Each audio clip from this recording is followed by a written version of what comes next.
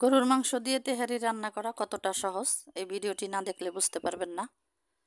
আমি খুব সহজভাবে দেখানোর চেষ্টা করেছি গরুর মাংস দিয়ে তেহারি রেসিপি। আশা করি রেসিপিগুলো আপনাদের কাছে ভালো লাগবে। আমি কিভাবে তৈরি করছি এত সহজেই, ঝটপট ঝামেলা ছাড়া, সেটাই দেখে নিই।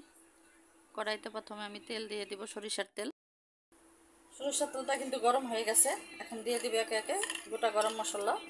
দেখতে পাচ্ছেন, 2টা বড় এলাচ, দারুচিনি 4 টুকরা, লং,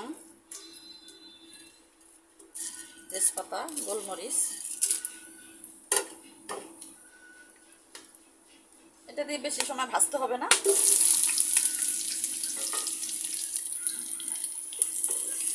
পেঁয়াজটা একটু ভেজে নিব, পুরো লাল করব না, শুধু একটু নরম হলেই হয়ে যাবে।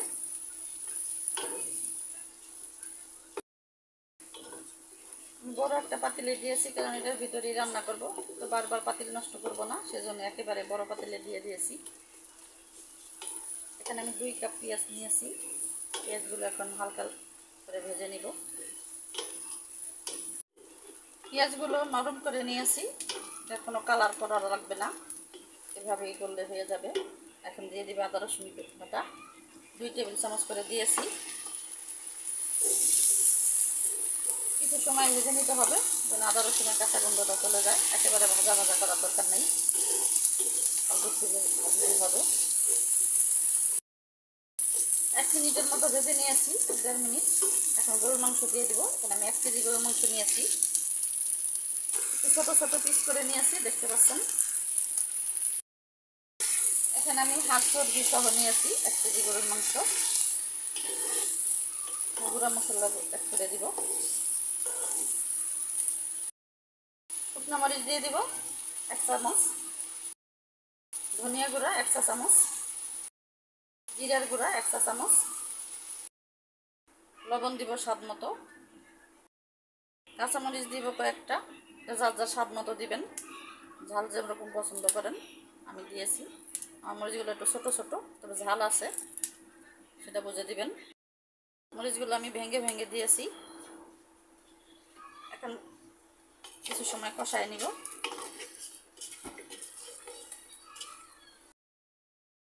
মাংসের সাথে মশলাগুলো মিশিয়ে নিয়ে এখন পানি দিয়ে দিব।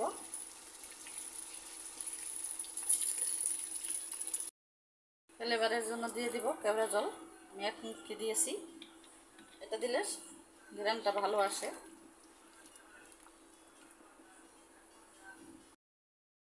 ঢেকে দিয়ে রাখবো, বলক আসলে মাঝে মাঝে নেড়ে দিব। চুলার আঁচটা লো করে দিয়ে ঢেকে রান্না করব মাংসটা সিদ্ধ হওয়া পর্যন্ত। ঢাকনাটা খুলে মাংসগুলো কিছু সময় কষায় নিতে হবে, মশলার থেকে কাঁচা গন্ধটা চলে যায়। মাংসগুলো আমি কিছু সময় কষায় নিয়েছি। আমি যখন প্রথম দিয়েছিলাম মাংসগুলো রান্না করতে, তখন কিন্তু বেশি সময় কষাইনি।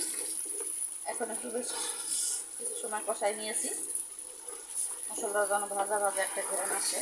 এই পর্যায়ে মাংসগুলো উঠায় নিব। মাংসগুলো পুরোপুরি কিন্তু একদম 100% সিদ্ধ হয় নাই, 80-90% সিদ্ধ হলেই হয়ে যায়। এখন তুলে নিচ্ছি সবগুলো মাংসগুলো কিন্তু আমি মশলার সাথেই তুলেছি, আবার কিছু রয়ে গেছে। সবগুলো তোলার কোনো প্রয়োজন নেই, পানি দিয়ে দিলাম। এখানে আমি 1.5 লিটার পানি নিয়েছি। এখানে আমি গরম পানি দিয়েছি, তাই তাড়াতাড়ি বলক চলে আসছে। আপনারা ঠান্ডা পানি ব্যবহার করলে পানিটা বলক নিয়ে উঠায় নেবেন। ভালোভাবে মিশিয়ে নিব। এখানে আমি কিছুটা দুধ দিয়ে দিব। এখানে আমি 1 কাপ দুধ ব্যবহার করব।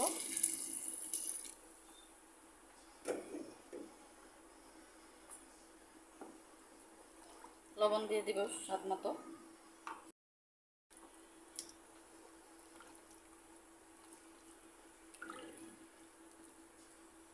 ঢেকে দিয়ে পানিটা কিছু শুকাই নিব, সম্পূর্ণ পানি শুকাবো না, আধা দিয়ে শুকাই গেলে তারপরে মাংসটা অ্যাড করব। কলাইয়ের পানিটা কিন্তু অনেকটা শুকায় গেছে। দেখতে পাচ্ছেন। এই পানিটা থাকতেই আমি মাংসগুলো দিয়ে দিব।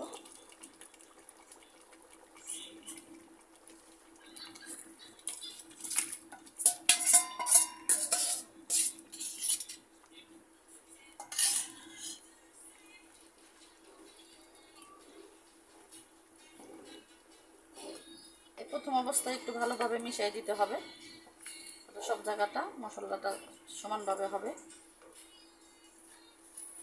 একটা কাঁচামরিচ দিয়ে দিব। এখন ঢেকে দিয়ে দমে দিয়ে রাখবো, চুলাটা একদম লো করে দিয়ে। দমে দিয়ে রাখছি, 5 মিনিট হয়ে গেছে। একটু উল্টে পাল্টে দিব।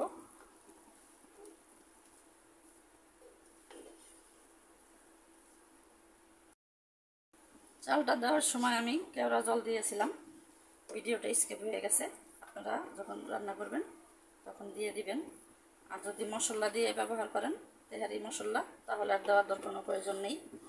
কিন্তু আমি তো তা দিইনি, আমি দিয়েছি গোটা মশলা, তাই দিয়েছি। তেহারিটা প্রায় হয়ে গেছে, আমি আবার একটু ঢেকে রেখে দিব কয়েক মিনিট।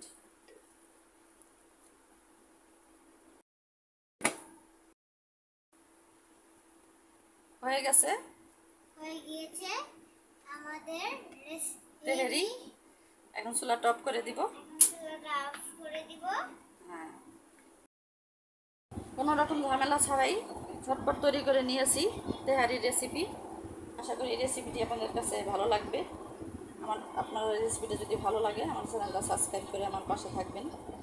সবাই ভালো থাকবেন।